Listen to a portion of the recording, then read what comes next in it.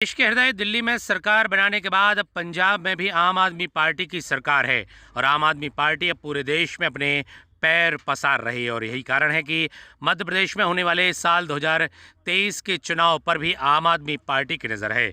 आम आदमी पार्टी की नज़र संसदीय चुनाव में भी है और आम आदमी की पार्टी की नज़र नगरपालिका चुनाव पर भी है, क्योंकि आम आदमी पार्टी के द्वारा पहले ही नगरपालिका के लिए अध्यक्ष पद प्रत्याशी के लिए घोषणा की जा चुकी है।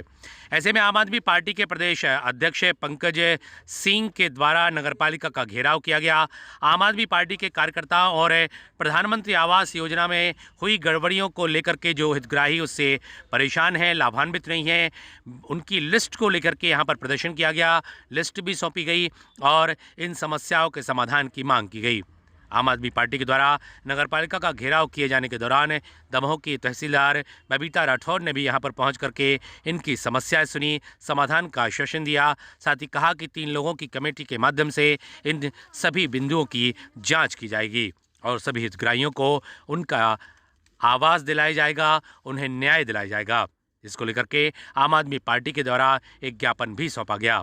बड़ी संख्या में आम आदमी पार्टी के कार्यकर्ता पूरे जिले से एकत्रित हुए और यहां पर उन्होंने आंदोलन की मुद्रा में घेराव किया और घेराव किए जाने के बाद अपनी मांगें भी रखीं।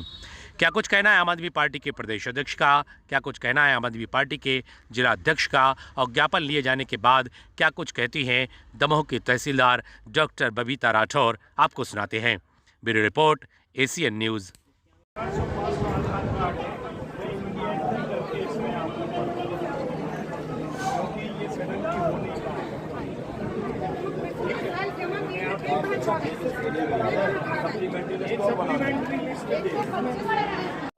मतलब वो मरेगा, सड़ के मरेगा ऐसे व्यक्ति जो इन लोगों का पैसा खाएंगे।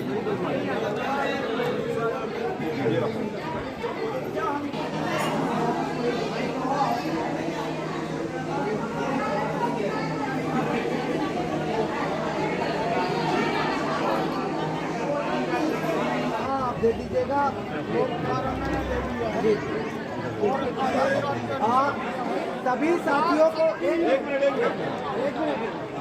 सभी साथियों को मैडम ने भी अभी बोला, एक मिनट भैया थोड़ा रुक जाइए।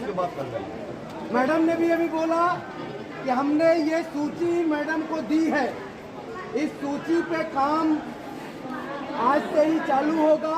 10 दिन के अंदर इस सूची का निराकरण होगा और काम आगे बढ़ेगा। इसके लिए जब भी कोई जरूरत होगी, सुनील राय जी जिलाध्यक्ष हैं, 2 लोग आपकी तरफ से होंगे, वो लोग आएंगे, यहाँ पे कागज जमा कराएंगे, मैडम खुद देखेंगी। इसी के साथ 125 है, 125 लोगों की ये लिस्ट है। इस लिस्ट के लिए जैसा पंकज भाई का कहना है कि 10 दिन में इनको जानकारी चाहिए कि क्यों अपात्र हैं या पात्र हैं, तो इसकी जानकारी हम लोग दे देंगे और उसके हिसाब से ही आगे की कार्रवाई की। मैडम एक रिक्वेस्ट कर रहे हैं, ये गरीब आज आम आदमी पार्टी ने नगर पालिका कार्यालय का घेराव किया।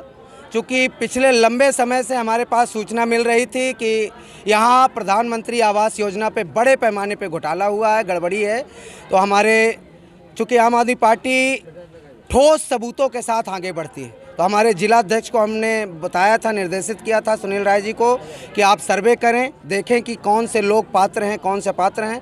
सर्वे के आधार पर हमने वो सूची बनाई और उस सूची को आज यहाँ नगर पालिका का घेराव करके हमने दिया है। 10 दिन का समय दिया है कि आप लोग इस सूची पे काम करें और जो लोग ऐसे भ्रष्टाचार पे लिप्त हैं उन पे कार्रवाई करिए, अन्यथा आम आदमी पार्टी आज तो ये अंगड़ाई है, आगे और लड़ाई है, प्रांगण कम पड़ जाएगा, बड़े आंदोलन करेगी। ये शुरुआत है आज ऐसे आंदोलनों की, और ये 500 से ज़्यादा लिस्ट है।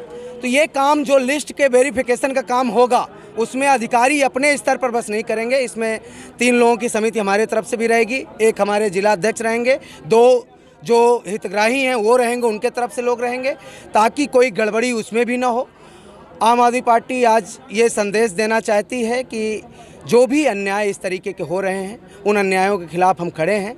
कोई भी भ्रष्टाचार का मामला आए, कोई भी घोटाले का मामला आएगा तो हम बुलंद आवाज़ में आवाज़ भी उठाएंगे और साथ ही जनता से हम ये भी अपील कर रहे हैं कि हमने 70-75 सालों तक इन दो पार्टियों को देख लिया।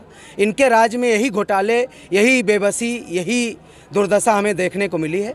एक मौका आम आदमी पार्टी को लोग देखें और फिर ईमानदारी की सरकार देखें। प्रधानमंत्री आवास योजना में जो नगर पालिका में भ्रष्टाचार हुआ उसके खिलाफ मैंने प्रदेश अध्यक्ष जी से चर्चा की और उन्होंने आज का समय दिया। मैं थोड़ा सा आपको ब्रीफ करना चाहूँगा कि 2 माह पहले मैं हर वार्डों में गया, करीब 93-94 घरों के अंदर व्यक्तिगत रूप से गया जहां खपरेल मकान है और वो मकान ऐसे हैं, उनके वीडियोग्राफ्स फ़ोटो हैं कि यदि कोई व्यक्ति ये चैलेंज करे नगर पालिका से कि ये व्यक्ति पात्र नहीं है तो मैं दावे से कह सकता हूं कि आप मेरे साथ चलिए।